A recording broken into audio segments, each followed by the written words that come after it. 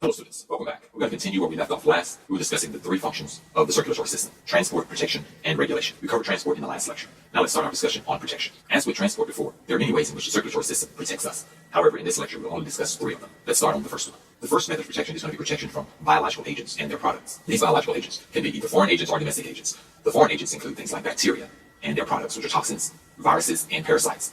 And the domestic agents include primarily cancer cells. The circulatory system has two primary mechanisms for protecting us against these agents. These include white blood cells and antibodies. Let's first identify all the components involved in this mechanism, and then we'll discuss them more.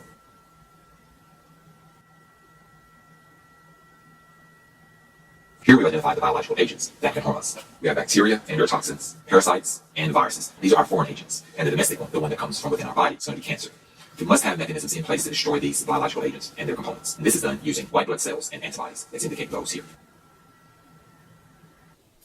In our first mechanism, biological agents can harm the body. These agents include bacteria, bacterial toxins, parasites, viruses, and cancer. The circulatory system has two primary mechanisms for dealing with these biological agents: white blood cells and antibodies. And so this is our first method of protection. Let's move to our next method of protection. Our second method of protection will be best understood with a scenario. Let's say you're working in your garden one day and you get stuck by a thorn. Now, on that thorn, there are going to be bacteria. More than likely, you're going to introduce a high concentration of bacteria into the puncture wound, and it's going to become infected. You want to prevent the spread of this infection. And so this next method of protection is going to show what the body does, or what the circulatory system does, to prevent the spread of this infection. Let's first identify the components involved. So in our scenario, you've pricked your finger with a thorn. This prick can introduce either bacteria or some sort of parasite into the sore, and your finger is going to become infected. Your body has to have mechanisms in order to prevent the spread of this infection, and its primary mechanism is inflammation. The wound is going to become sore, it's going to become painful, it's going to become reddened, and it's going to be warm to the touch. And also, over time, it's going to be very difficult to move that finger. On the surface, it would appear that these symptoms are bad for the body. However, they're very good for the body. This is called inflammation, and inflammation is the body's primary mechanism for preventing the spread of infection. We can see that it's reddened and swollen. These are two of the cardinal signs of inflammation. So what we're going to do next is identify 5 cardinal signs of inflammation. And when these were first introduced, Latin terms were used. So I'm going to use the Latin terms first, and then we'll explain what those are.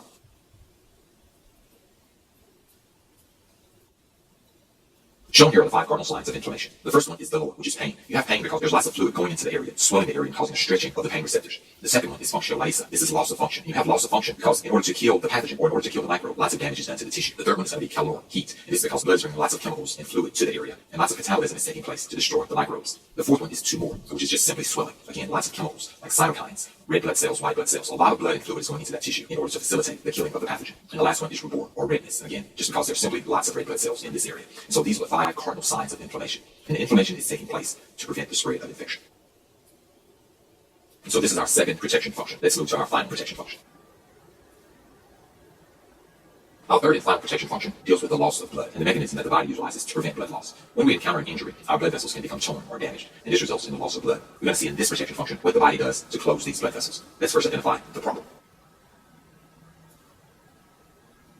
Shown here is a blood vessel with the blood and its components. Now let's see what happens when the blood vessel ruptures.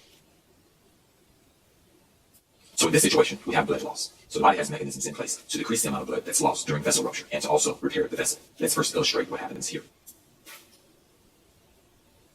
Before we explain how to stem the blood loss, let's first identify the components in the blood vessel. We have red blood cells, we have white blood cells, we have these mini cells that we'll talk about later, and we have these fiber segments. In order to stem the blood loss, 2 things have to happen first. The first thing that happens is that these mini cells become sticky and they start to stick together at the site of the rupture. And the second thing that happens is that these pre-fiber segments, they start to join together to make long strands. So let's indicate those here. And so these are the 2 things which occur first. The mini cells, these purple mini cells, become sticky and they start to stick to one another and at the site of the rupture.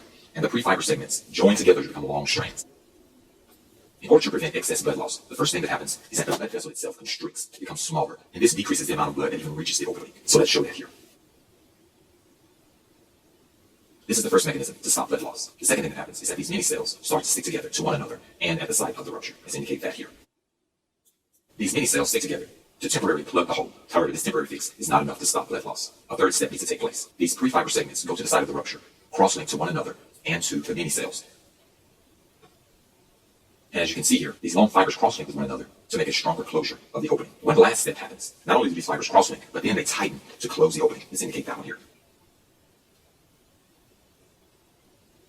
And this last mechanism nearly almost permanently closes the hole. Now it simply just takes a matter of time for the vessel wall to heal itself. Let's list these 4 steps that take place. The first thing that happens is that the vessel constricts.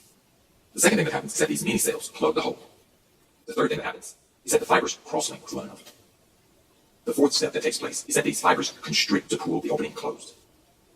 And these are the 4 steps that take place to prevent blood loss, or to protect us from blood loss. The 3 protection functions of the circulatory system are all shown here, the ones that we will identify. The first is protection from biological agents. The second one is protection from the spread of infection.